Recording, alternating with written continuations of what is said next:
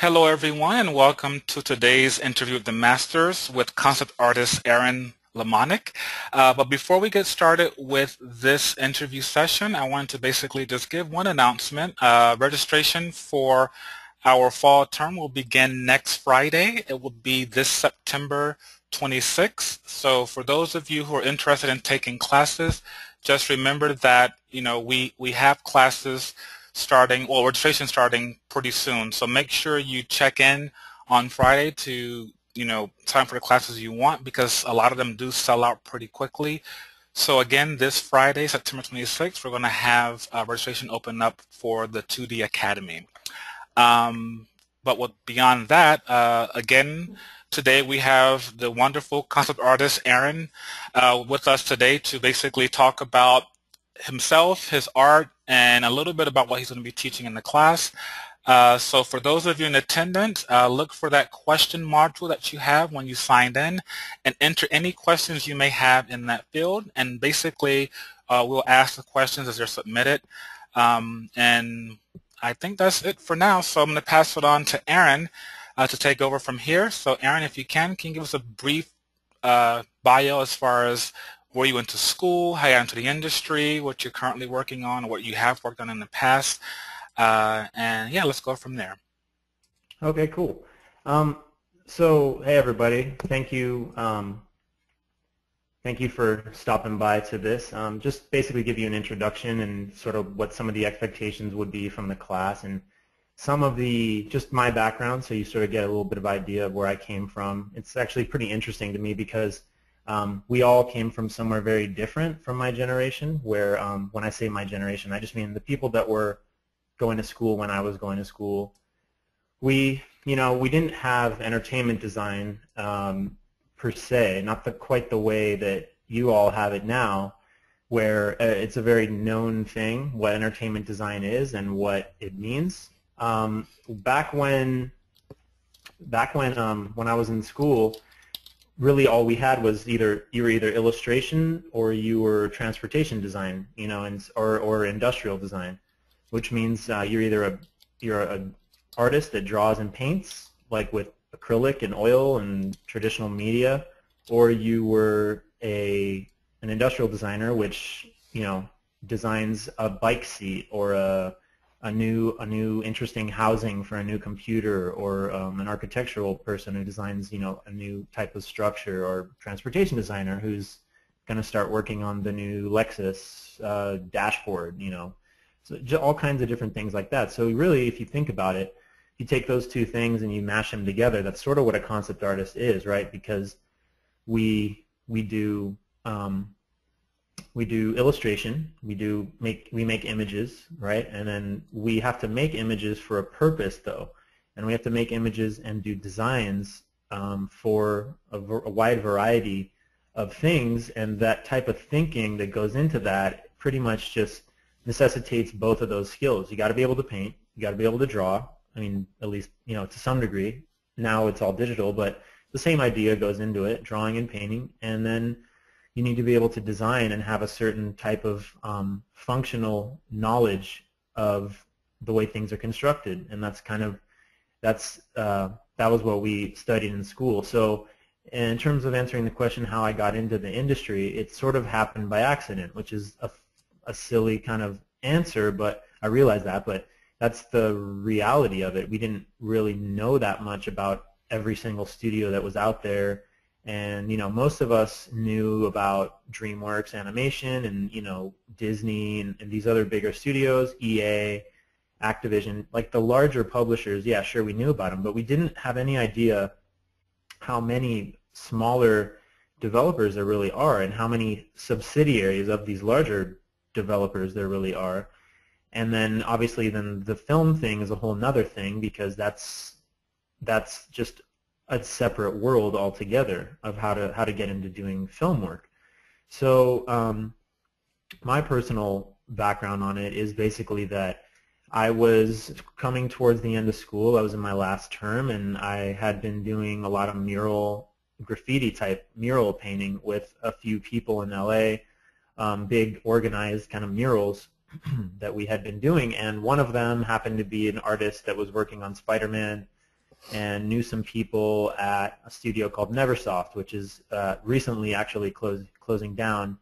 Activision is moving the personnel over to Infinity Ward, but anyways, Neversoft was the studio that, you know, pioneered the Tony Hawk video game franchise. For anyone that remembers that, or if anyone's old enough to have been playing that, like in the late 90s or early 2000s, it was like a huge, huge franchise. And then they moved on from there. We developed an original IP called Gun, which was like an open world Western, and it was sort of like if GTA was in the Wild Wild West, and it was super fun to work on. We had, you know, it was extremely bloody and gory and violent, and just, you know, some of us are into that sort of stuff. Yep. And then from there, you know, they took over Guitar Hero franchise. I mean, it's just one after another. Like, these guys just struck gold like 3 times in a row. And then I think they moved on to work on the Call of Duty franchise. I think it was Ghosts is what they worked on after that. So, you know, it's just one after another. They just killed it. They had a great time. And then so now they're working with a new studio. But that was my entry into the industry, and I didn't ever really intend to be doing games necessarily. I didn't know exactly what it would be that I would do. I just knew that I was going to want to work in entertainment. And the reason I knew that is because I was very drawn to a collaborative environment where multiple individuals, you know, come together and express their ideas and bounce ideas off each other and end up with a common goal, you know, with a common, you know, with a result that's maybe stronger. I don't think that's always the case. Anyone that has ever worked in a collaboration, whether that's, you know, doing a project when you're in 6th grade or working on a multi-million-dollar franchise, is still a difficult marriage to have multiple people sharing their ideas and trying to come to a common ground. It's very difficult. It's not all, you know, peaches and flowers. It's tough, but I still, even though it is painful at times, I do enjoy that aspect more than I would enjoy the aspect or what comes with being a freelancer, being on your own all the time. As much as I actually do that quite often while I'm, you know, I work full time at a studio called Naughty Dog, which is one of Sony's subsidiaries, one of the studios that was introduced into Sony at some point down, like, you know, many years ago.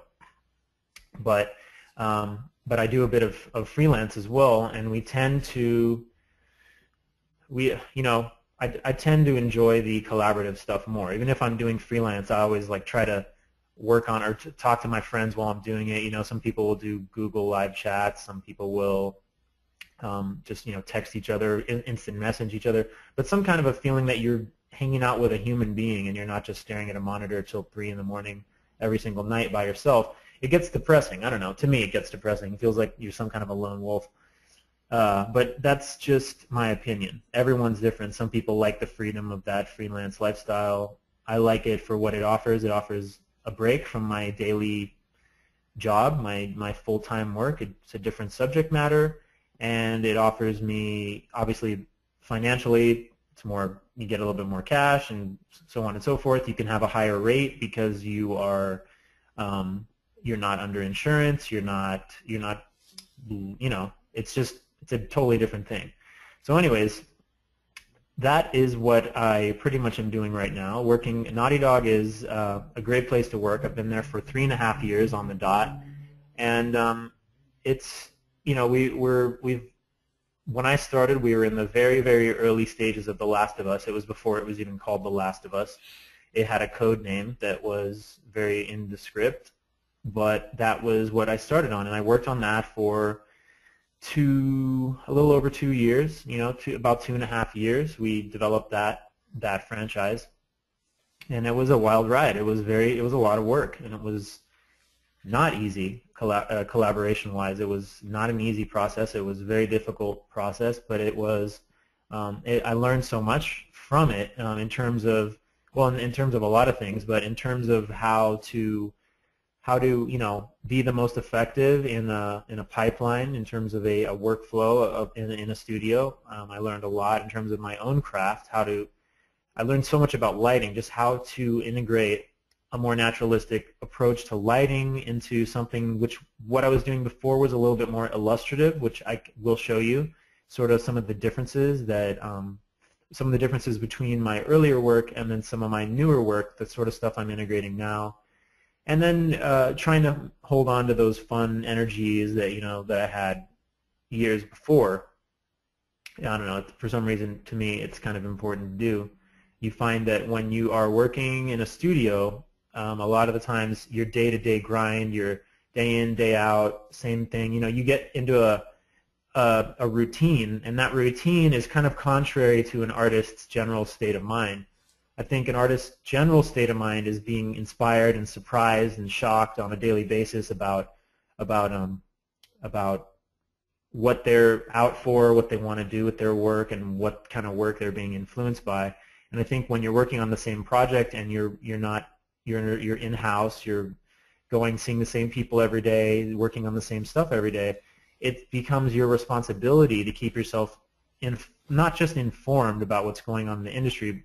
That's kind of part of it. That's professional obligation. But I think it's your responsibility to keep yourself, your brain filled with interesting information, with new material, because it gets to be very repetitive and you lose that creative drive. A lot of people, their work almost, I don't know, I've seen people get worse by not doing that, by not fueling themselves with new stuff. They're still looking at the same stuff they were looking at 3 or 4 years ago, and striving to copy the same, whatever one or two artists that they were really interested in, but they're not surprising themselves and wandering outside their comfort zone into something that is very difficult and painful and looks terrible when they do it the first time.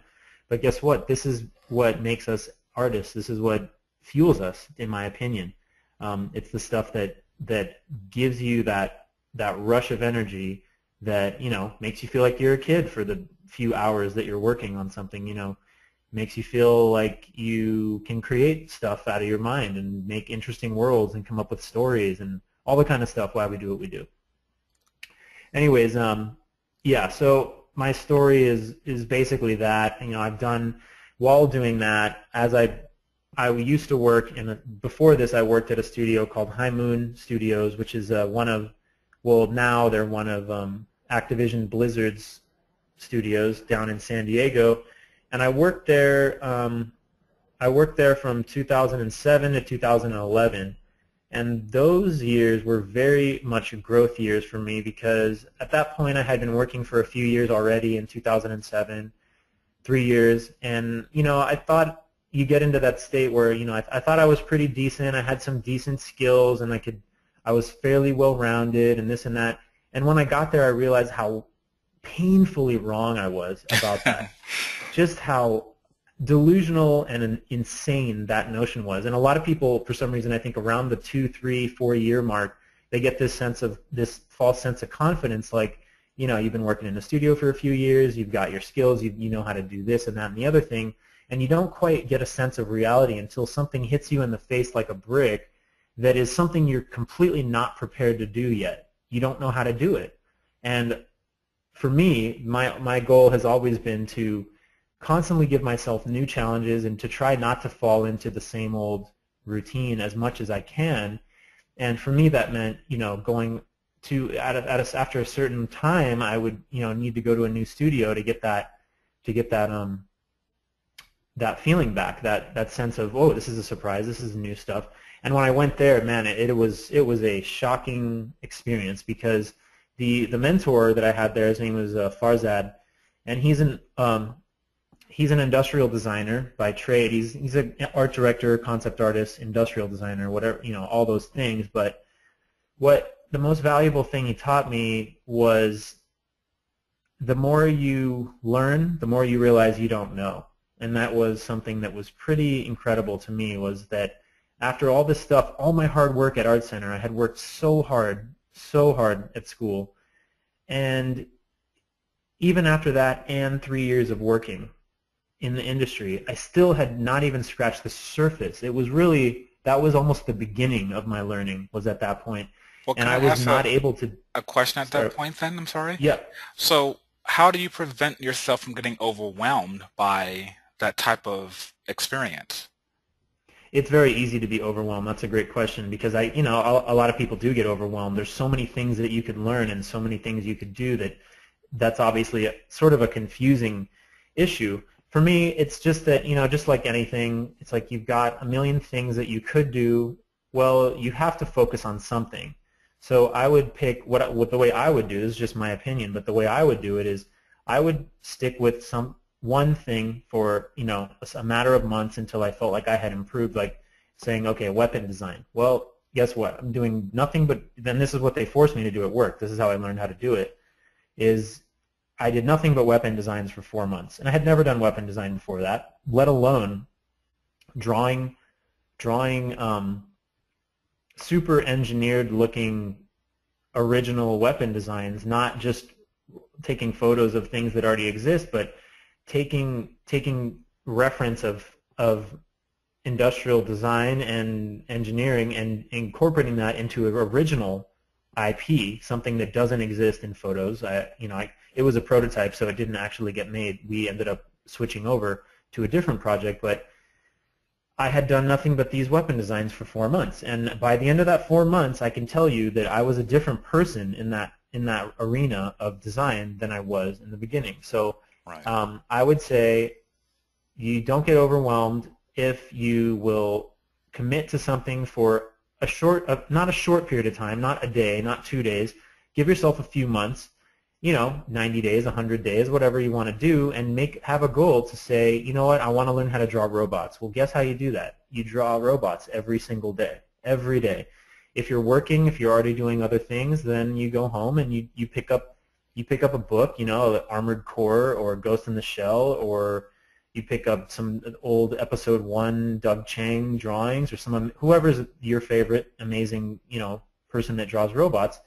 Just do what they're doing. Just look at what they're doing, copy their drawings. Just literally copy them and do 1,000 of those. And then after that 4 months, I would be willing to bet my right arm that you will be a lot better at doing that than you were before the 4 months. So if to answer your question, Ted, I would say that's probably the best way to not be overwhelmed. Don't do everything all at once. Don't do a different task every day and try to become the best person at that thing in one day.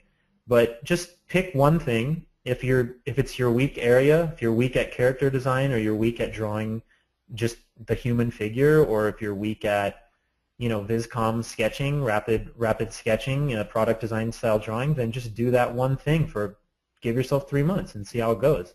It's going to go well, I can already tell you that, because it always, the way you practice echoes into how you end up performing, professionally. So if you're sitting down sketching your brains out every night, then your growth is going to be a lot faster than it would be for a person that's doing it slowly over a matter of years. Right. So could you go ahead and tell us a little bit about what we're looking at on screen right now? Oh yeah. So yeah, I've got a bunch of images to show everybody, and what I really wanted to show with my images is that the variety of work that I like to do. So not just that I have one style that I'm known for, but I don't think I'm known for any style really, but I have done a lot of different things. I'm not the best at any one of them, but I definitely have done a lot of different things and explored a lot of different styles. So I'm going to go through all those, and we're gonna discuss the differences and what I think is valuable about each individual style. So this started out as a demo for one of my classes. It was a 3-hour demo, and then I just finished it on my own. But this is basically just it was an exercise to show texture and scale kind of mirroring each other in a way, how scale and shapes and texture all kind of go together. So and this was obviously a value piece. I like to work sometimes in value in the beginning of the term because color gets a little bit hectic and it's a lot of information for students to take in. So I keep it simple, keep it about value and lighting, and then in this piece showing this kind of massive Monument Valley type environment. Obviously it's made up, it's not based on anything real, but this giant oasis in the middle of this giant sort of Monument Valley type of environment with water buffalo that are sort of seeking out the lake, the savior or whatever. That was kind of what I was doing. I'll just go down the line here. another value demo, a little bit of a faster demo, but just a quick breakdown to show the same sort of properties that I was discussing in the first image, but to show how to quickly get a look, something like this, not like a finish, but like a medium finish in a few hours or a couple hours or even an hour if you really knew exactly. If I had to, if I had to say how fast could you do it, you could do something like that in an hour if you really were going for it and you had a good plan. Yeah, so that's what these are. And again, the same type of thing, but this was for a sci-fi project. I think you can see Optimus Prime there. That's who that looks like to me, anyways. Yeah, this was for development of a Transformers-based original IP that we developed, which was called War for Cybertron. And that was a throwback to the Transformers. It happened to be a video game, but to me it was really just an amazing project to be working on because it was everything I loved about Transformers, but from the 80s, from the original, and then not only that, it was all set on Cybertron, so I got to design an entirely new world that we had never seen, but also something that we talked about a lot as kids in the franchise. You heard about Cybertron a lot, but you never actually got to see what the world looked like. So not only did I get to just 80s out all the way, but I got to explore a new world that had never been seen and design everything on it. So that was a super fun project. Now to move into something like this is a lot newer piece. I did this recently. And this piece, compared to the one before, are totally different ways of working, but the thinking is still the same. So, just a lot of, this piece happens to be mostly 3D and a little bit of, a lot of Photoshop painting over the top and textures over the top, but, a lot of it is just what I was going for is the massive scale and the accurate lighting and the accurate modeling, which is what 3D affords you. So that was what this one was about. But the thinking, the design thinking is all kind of the same stuff. Yeah, more of these. This whole series here all has the same type of thinking in it, which is that no matter how wacky and how crazy you go with your sci-fi stuff, you need to anchor it to reality with a certain amount of human touchstones, things that we recognize as humans. Even if it's an environment that has nothing to do with the human race, there's some element of design that we recognize as the engineering that we've seen as humans. Because otherwise, if things get so abstract and we don't know what anything is, or we don't have any relationship to it, sometimes it gets a little bit hard to establish a connection with it. So that's kind of what all these were meant to do, and in different ways they all do that. But you can see elements of aircraft carriers, you can see elements of big turbines, the Hadron Collider, NASA space stations, space shuttles, aircraft attack helicopters, other kinds of attack aircraft, but all the same stuff. It's totally alien looking. There's nothing that looks like it's literally on Earth, but there are elements that we see and know what their function is and how they relate. This one is probably the most Earth-based, but that's kind of... Was Craig Mullins a huge influence on you? Greg Mullins was sort of the guy. He was the guy when I started, when I first learned about concept art. When I first started working, nobody had been able to touch what Craig Mullins was doing at the time. I think a lot of people have gotten really good at the speed painting kind of stuff, and every single one of them was influenced by Craig Mullins. It have to have been, because he was the only one doing that stuff. And yes, he was a huge influence, and I still think he's so incredible because he knows his stuff. He knows how to draw and paint traditionally. He was a matte painter. He knows industrial design. He's just a man of many talents, and he has influenced so many people. I just love what he does. But yes, at the time he was one of the main guys working in the industry and very much an influence. I don't find myself doing as much loose painting as he does, the speed painting, but I love design and I love the inspiration part of it. Right. Perfect. Yeah.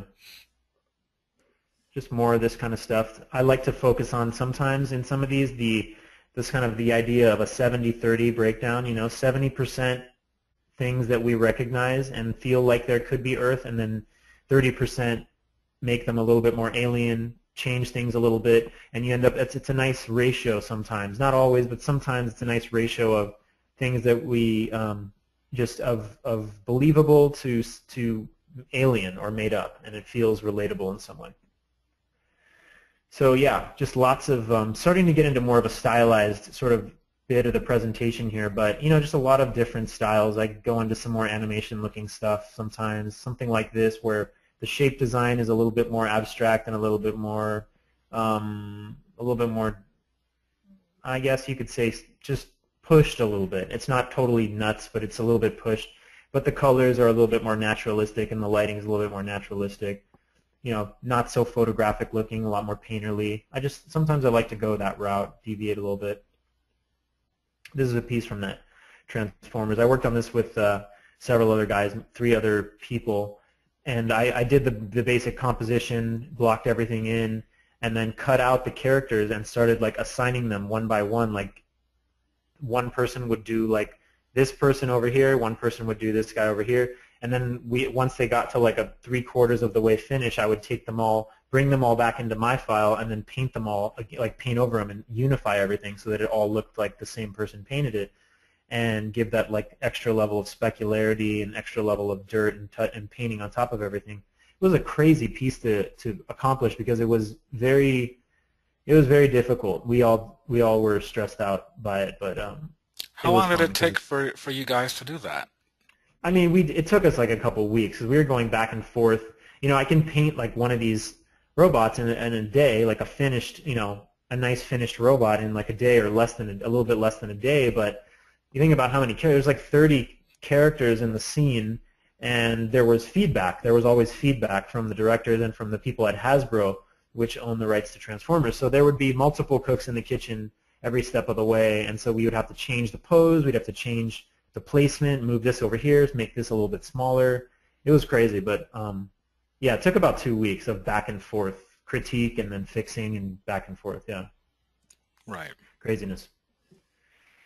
Yeah, so I'm just going to show a few of these wackier pieces here. A little bit more on my illustrative side, illustration sort of background, but sometimes I just like to do these pieces for myself. I'll do, all this stuff was drawn on paper, with pen, and then I just scanned it all in and then started doing all the color in Photoshop. So I was just drawing jellyfish and drawing these weird alien slugs and weird little ice buffalo pinata stuff. It's totally out of left field, but I like to do them. They keep me sane sometimes. When I'm doing photoreal stuff all day at work, I need something to balance that out. I need to do an oil painting or something very bizarre so that I feel, balanced. There you go again. Something else very, very bizarre. Looks like a bunny. Looks almost like Totoro, but a very dumb version of him, like a very robotic, not super smart version. And I just did a sketch on a napkin and thought that was a cool design, just this silly, oblivious bunny rabbit tank that runs over entire worlds and doesn't even realize he's doing it, kind of just runs over everything, and everyone has to get out of his way. He's almost like a natural disaster kind of thing, but that was something I just thought of. Yeah, more stuff in the animation sort of style. A lot of realistic textures, but stylized shapes. It's very fun to do. Now getting into a little bit of the stuff from The Last of Us. These are very fast color keys meant to give everyone a sense of lighting. So a very different approach than something like this. These are literally on top of block mesh geometry from the game, and they were meant to sort of give us something to shoot for in terms of our lighting. So yeah, that's pretty much what these are all for. You can see they're not extremely tight looking. They're loose in parts, kind of suggested, but the lighting is very much representative of the kind of ambient look that we wanted to go for. You'll see a lot of really ambient lighting in The Last of Us, as opposed to some of the really harsh direct lighting you'll see when you walk outside, depending on the time of day. We wanted to go for a very soft ambient look, something very photography based, Right. delicate.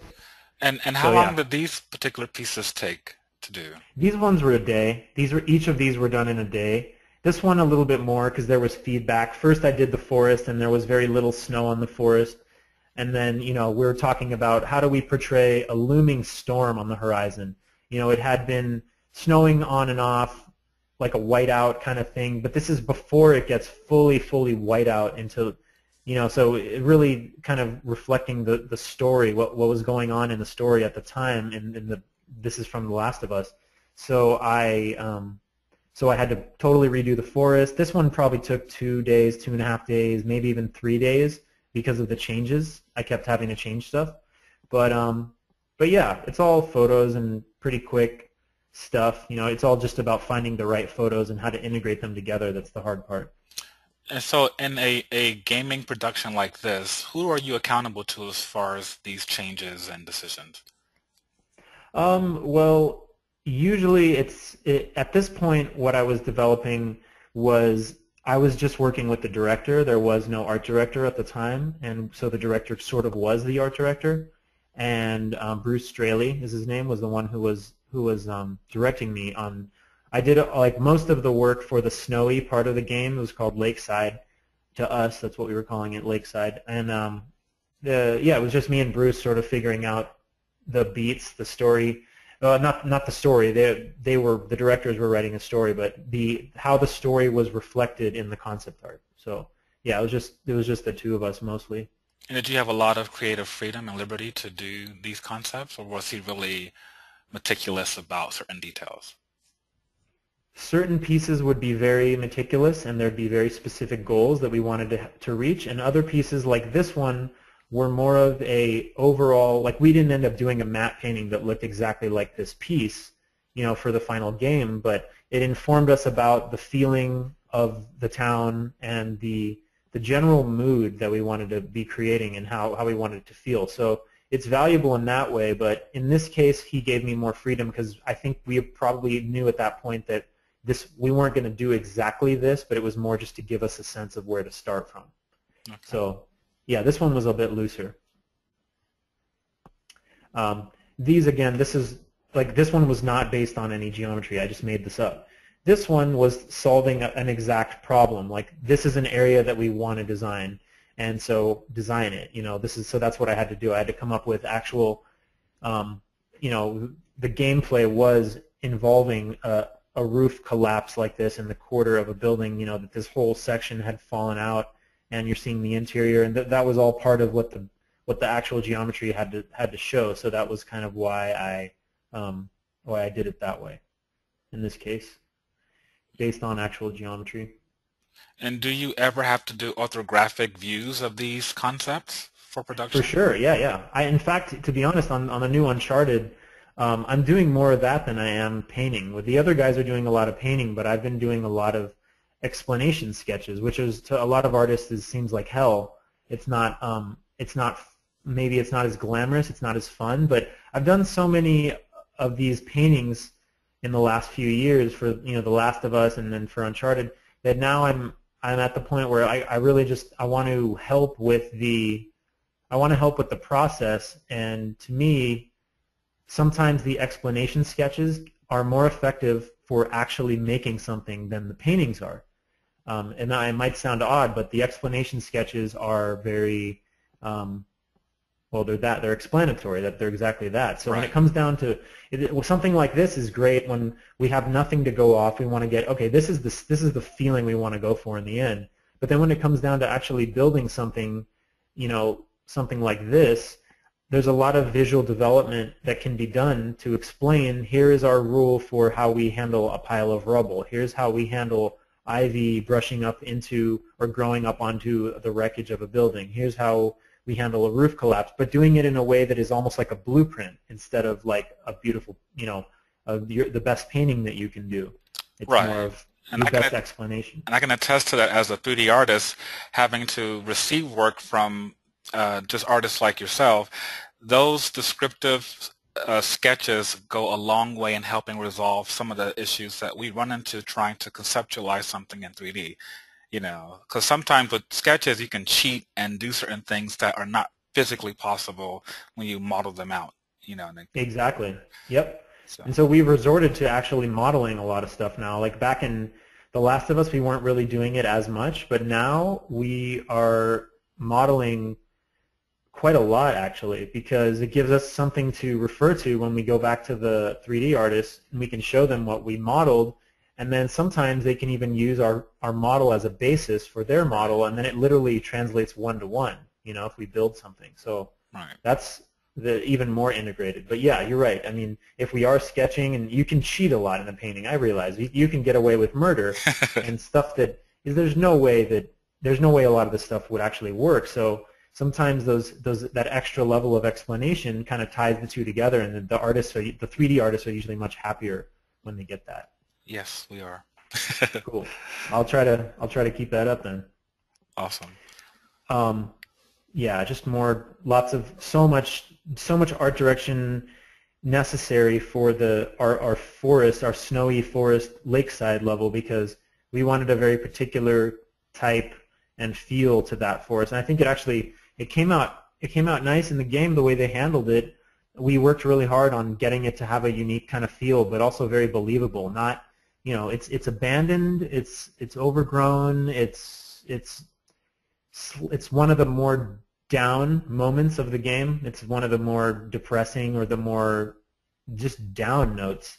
And so we wanted to really kind of not do that in a over-the-top way. We wanted to do it in a subtle way, but still convey the mood with weather, with lighting, and really try and get that point across to the players. So, yeah. So typically in that production process, how early on do you have to establish that design language before work actually begins, usually? Sometimes no time, to be Wow. honest. Sometimes the ball gets rolling and we have to just react and just start creating work based on that. Sometimes we're doing it at the same time. But ideally, we should have a few months beforehand in some areas, some parts of the game, we have a few months beforehand to really kind of tackle some of that stuff and then get a head start. So it sort of varies. Sometimes no time, sometimes a couple months. Ideally, 3 to 4 months is great. We can always stay ahead if we can do that. Right. So it seems like in that case, because usually in film, especially with heavy visual effects films, you're typically sprinting to get things done, whereas in games you can have more of a marathon type of pace where you can spend more time planning things out and making it right in a way. But Sometimes, sometimes, I was going yeah. to say, but it could be just as hectic, I think, yeah. Yeah, I mean, a lot of people, I think the general consensus is that people think that in film the pace is a little bit faster, but I think it really depends on the film and depends on which game you're talking about, because just like any project, like so a lot of films get pre-production time where you have 4 or 5 months and there's no production going on. They're just coming up with cool ideas. There's no script, there's no anything. They're just a general idea of what they want to do. So in that sense, it's very similar. It's like in the blue sky period of the early parts of the game, we're just trying to suggest ideas and come up with cool what-ifs. But, we do have some time in the beginning to do that. But then every time you try to front load the pre-production time and you try to get as much time as you can to develop stuff ahead of time, but somehow it always just snowballs to become just this insane sprint to the finish, and the last year ends up being that. It ends up being things were kind of slow in the beginning, but man, the last year is not slow at all. It's very, very fast paced, and yeah, that's been my experience in every studio, but definitely at Naughty Dog. We have I have to tip my hat to the 3D artists and everybody that works on the production side of doing that, because it's like a breathtaking amount of work that goes into the game in the last 6 months, or even the last 3 months is like frightening how much goes in, and it transforms into something that looks very unfinished and doesn't have much of a soul. It transforms into something like The Last of Us, which is very, a memorable project to me, and it transforms in a very short amount of time. So we do as much as we can to help them during that time, but at a certain point you got to step out of the way and just let them roll, because it gets really crazy towards the end. Right. Anyways, these are, I wanted to just go through, just while you were, you had mentioned the explanatory stuff. These kind of things are a lot of the type of things that the artists really like in doing the building the actual models, building the levels, because I can quickly do one of these, whereas if I did a full painting, it would take me a little bit longer with a lot of detail. I can do one of these fairly fast, and then I can support it with photos saying, this is the kind of tarp, this is the kind of cobbled, the nailed together wood planks and corrugated steel with some occasional tarps. This is the kind of language that can be developed with using photos and these sketches combined, and things like this, very not fun to do as a draftsman necessarily, but as a designer, it is fun because you're thinking about all these interesting things. How has each individual made this? This is like a giant Home Depot rack. If they stole this and took over a Home Depot and got rid of all the crates, and they just made this like their camp, their hunter camp, how would each individual make it personal? How would they make each space their own? So we had to come up with a way to create variety and to make it seem like they're all using the same stuff, but they are doing things in a different way, and how to break up those shapes so it doesn't become repetitive in the game. And it was actually pretty fun for me because it's not something I would put on my website and say, look how well I can draw. It's more just like, this is the stuff that makes games happen, is this kind of stuff, Right. So that was just something I wanted to show and talk about, as well as some of the quick compositional sketches like this, like very fast things that just get the ball rolling and get your brain thinking. I do these a lot to, like I was saying earlier in the talk, this is when I wanted to get better at composition. So I was doing these literally every day. Every single day I would sit down and do these whenever I had free time. And they don't take very long, 20 minutes maybe each, but they're meant to break down a composition that someone else has done, and that's very, very cool, very beautiful composition, masters. There's actually a Craig Mullins right there, oddly enough. Actually, both of these are. And, just looking at people that I really like their work, and I would try to break down, deconstruct their composition and their value structures, and then when I would get bored, I would, do my own. So then here's a couple of my own in here. These are all my own ones. And here's a Dean Cornwell, and then here was my own interpretation of that. Same composition, but different subject. And, that's how you get good at this stuff. Stuff like this is, VisCom, rapid viz type of technique where you are, or not rapid viz, but just a VisCom type of sketching where you're just drawing primitive forms, but you're drawing them very, very quickly and in an explanatory way where a modeler can take that and they pretty much can get 80% of the way there, and then the rest of it you can kind of direct them or supply them with additional little small sketches. But for the modeling part of it, of the process, a lot of it can get done this way when you're doing something like this, and it's so much faster than modeling anything yourself or doing something in 3D. Right. So yeah, exploratory, crazy amounts of visual development done for a variety of projects. Just Yeah, all this is really amazing, by the way. thank you, appreciate it. Oops. This kind of stuff. Just blue sky, not sure what we're going to do, but we want to get some type of feeling of, just some sort of feeling, compositional kind of look going, and starting to get into a theme. You start to develop, really take a theme and see how far you can carry that. It's not every day that you get this ability to do it, but I think a lot of people have more time than they think they do, and they spend the time doing painting after painting when it can get kind of repetitive. A lot of those paintings won't get used, where sometimes I'll take the time to really develop a theme or a language. And once you have a language, then not only that's the gift that sort of keeps on giving. The artists can keep referring back to that when they're building the environments, and they will pull upon those things, and it sort of keeps everything unified. So a lot of that sort of stuff like this. And then even when you go into a sci-fi project, the same thing can be done. Not all of these are great ideas. Not all of these are beautiful sketches. Some of them are not good at all. But they're a start, basically a start of a conversation where we can say, oh, we want to do these interesting wall pieces that look sort of decorative, but they're actually some kind of, housing for a piping system that goes throughout the entire complex. And then we have this almost like a plexiglass floor where it's shiny looking, but then the structure continues underneath it. So we can instance this whole architecture and flip it upside down underneath, or just all these kind of ideas that they look just like a sketch, but they actually explain a little bit more than just a sketch.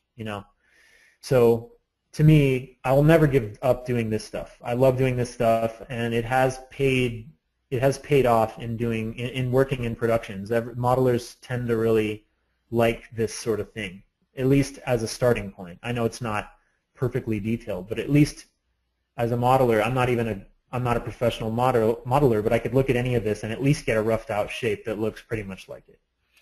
So another question we have is, how does one develop a world without the benefit of an art director giving you that kind of feedback? Well, I think it's actually easier when it's your vision. I mean, well, okay, to me it is, but okay, let's just say you're a student, you're learning how this stuff all works. Well, the way I would do it is like this, a combination of this and this. So what kind of vision do you want? If you were to tell someone, the question I always ask myself is, if you were to tell someone in 5 minutes, or even better, if you were to tell someone in one sentence about what your project is, how would you explain that? Is it I want to do Spirited Away meets Blade Runner, so a young girl thrown into a new world, thrown into a new world out of her comfort zone in a dystopian, dark, futuristic society. There you go. There's your world. So okay, so what do you think? Well, I need to develop a character. I need to develop an insecure young girl who is uncomfortable in a new environment, and then I need to develop a futuristic, dystopian, dark world of some sort. So then you'd go and you'd start looking for reference of destroyed cities, old, broken down, bombed out cities. You could start with, Detroit has a lot of really abandoned warehouses and factories and old, broken kind of what used to be the car industry and is all abandoned. Look at that. You can look at, bombed out buildings, demilitarized zones, and all kinds of post-apocalyptic stuff, but then you're going to futurize it and make it into a society that is in the future, like Blade Runner did. Dark film noir type of detective story kind of thing. But, you start with references. All you need is references and your sketches, your composition sketches. And once you have that, you're like, okay, I have some ideas for what the world sort of feels like. It's big, giant, skyscrapers with big, long, wide open streets, and there's a lot of smog, so there's a lot of atmosphere, and it doesn't, silhouette-wise, it looks like it's still in the real world, but tech-wise, it's a little bit more futuristic. So you start coming up with these ideas, and then you put away the compositions for a minute, and then you go in and you start designing close-ups, individual elements, like, well, what do our street lamps look like? What does a subway train look like? What makes that different from 2014 New York City? And that's really it. That's how I go about it.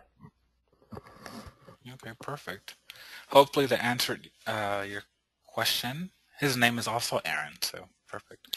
Well, yeah. So I mean, thank you for the question, Aaron. But yeah, that's a very short answer to a that's a loaded question. There's a lot that goes into that, but that's probably the basis of where you would start, and then you can make it as crazy as you want, but that's pretty much where it starts. Perfect.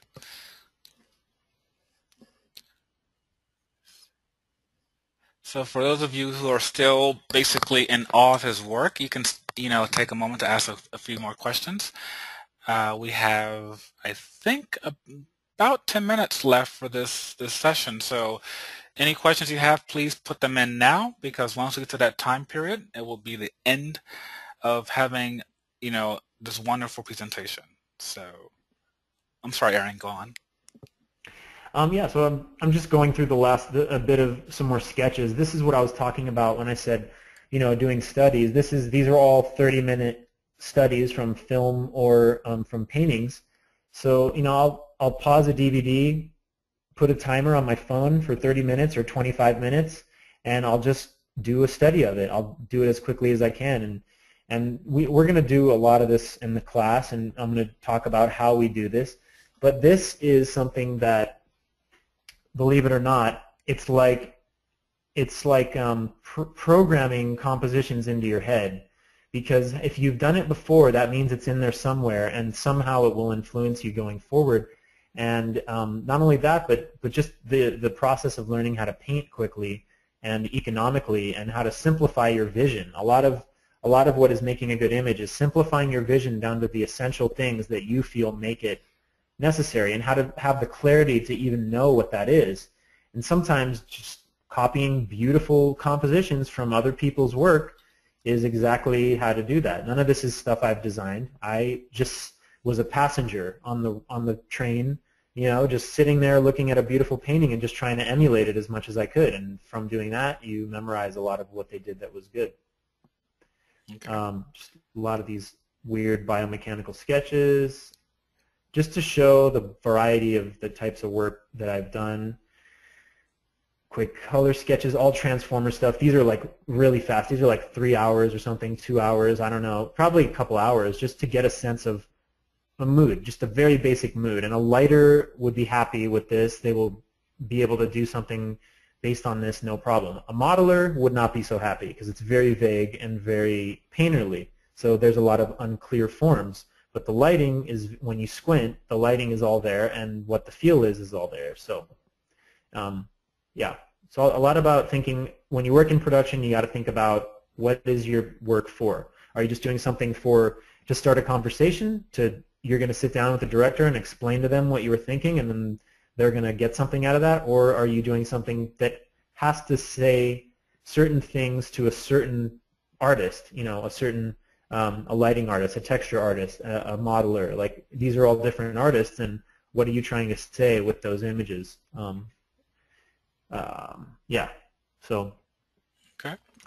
Yeah. And we have someone asking if Aaron can speak about the class a little bit more. They basically want to know a little more about what to expect in terms of the path they will be following under your instruction.